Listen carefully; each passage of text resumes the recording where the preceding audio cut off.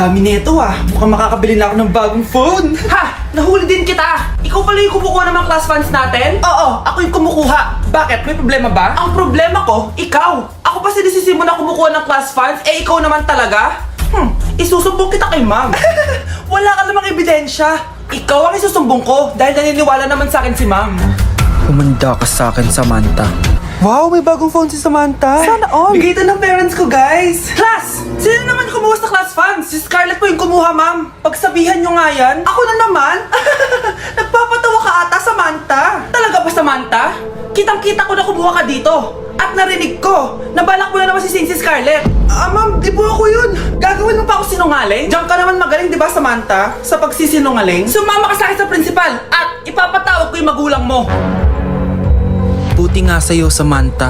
Deserve mo yan. Nag-uumpisa pa lang ako. Ay, may tumatawag sa iPhone 14 Pro Max. Black, 1TB, 100,000, fully paid ko. At saan mo na naman nakuha yan, be? Basta. Bakit, be? Inggit ka? Hala ka! May sugar daddy ka, no? Pa-share naman ako, be. Damat mo naman. Ha? Anong sugar daddy? Hoy, bay ka. Totoo ba yun? Hala! Pwede sasabihin niyo dyan. Inggitera kayo. Be, tulungan mo ako, be. Iniwan na ako ng boyfriend ko. Ay, sus! Narinig ko na yan, be. Mag-a-advise ako, tapos magbabalik ka na naman kayo ulit. Hindi na talaga, be. Susundin ko na yung advice mo. Totoo na yan, be, ah. O, ito gagawin mo. Unang-una, huwag mo na siya i-chat. Sige, sige. A few moments later. Hi, be! Kami na ulit ni Marco. Ay, hello. Ikaw yung best friend niya, di ba? Mahal na mahal talaga ako ng best friend mo. Stay strong. Tang-ina mo talaga, be. Hi, miss. Ganda mo naman. Uy, may kinikilig. Uy, ano ba? Parang kayo tanga dyan. Ikikiss na ata siya. Okay, next applicant. Makinis, maputi, maganda yung ngipin. Okay, introduce yourself. Hi, I'm Scarlett, and I want to show the world, the universe rather, that I will confidently shake your fries with a heart. Bakit gusto mo magbenta ng fries? Thank you for that wonderful question. To be a tindera is both an honor and a responsibility. If I were to be a tindera, I will use my voice to influence the youth. Thank you. Okay, eto, mas mahirap na tanong. Ano mas masarap na flavor? Cheese o sour cream? If people were to argue between cheese and sour cream, well, everything is good, but in moderation. Thank you. Magaling! Pasok ka na sa top 10! The new Miss Potato Corner is Scarlett! Nasaan na yung 1 million na prize? Anong 1 million na prize? Magluluto ka ng fries. Pasok ka na sa trabaho. Magluto ka na ng dali. Yuck! Ang cheap naman ng uniform nila. Mukhang maasim. Walang class. 2025 na, Android pa din ang cellphone. Kahit siguro Messenger naglalag dyan.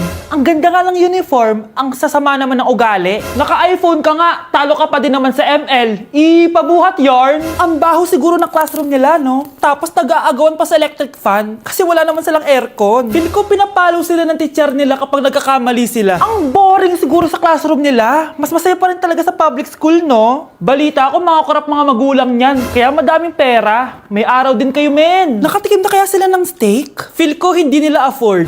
Nakatikim na kayo ng pagmamahal sa magulang? Oh, sa pool! How dare you? Isang pitik ko lang, tumba ka na. Pipitik ka pa lang, tumba ka na. Tara na nga. Class suspended na raw? Pero bakit andito pa rin tayo? Yun, suspended! Pero nakakainis, bagsak ako. Dapat kasi kanina pa nag-suspend para di na ako bumagsak. Bakit din pa? Sana sinabi kanina 7 AM. Para di na naligo. Guys, nakalabas na ako dito sa school. Grabe, hanggang tuhod yung baha! Para mag-field trip sa Marikina River! Basang-basa na ako dito sa jeep. Di ko na alam kung ulan to, luha ko, o trauma from today. Grabe, di pa ako makalabas dito sa building. Legit, may lifeguard ba sa gate 3? Sinata ko eh! Grabe, ang lakas talaga. Magpapasundo na ako kay mama. Sana may signal pa siya sa bagyong to. Umulan ba? Ma, sunduin mo na ako dito. Isa lang po akong maliit na batang basa.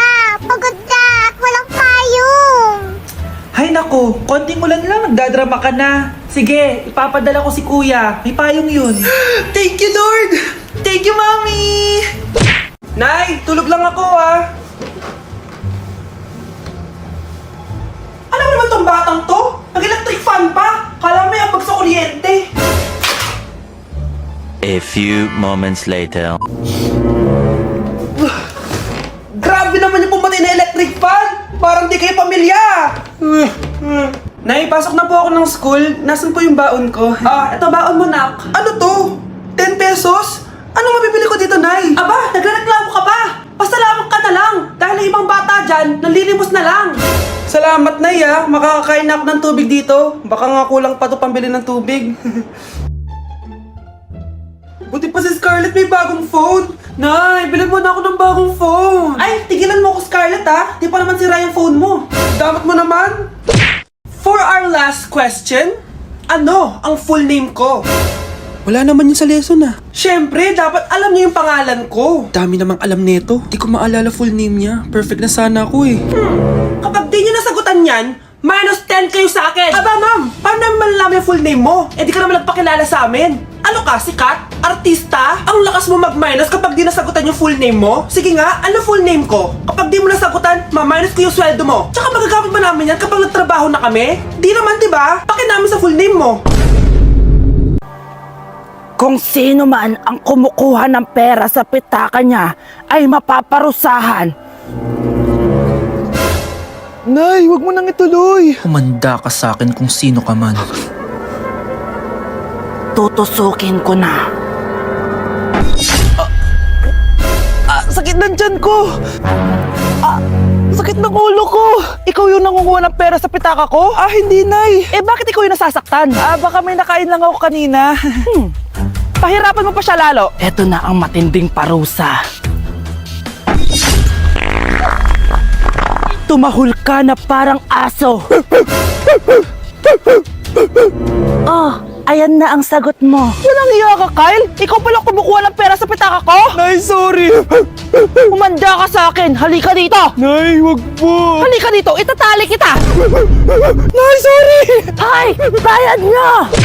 Uy, be, gala naman tayo minsan. Punta tayo Tagaytay. True, be. Ang ganda ng bagong bukas na coffee shop doon. Ang sarap mag-story. Tara na, pwede ako bukas. Tara na, mga 5:30 AM kita na tayo sa bus station, ha. Baka drawing na naman to, ha. Matutuloy yan, be. Nakapag-alarm na nga ako, eh. Gigising ako, promise.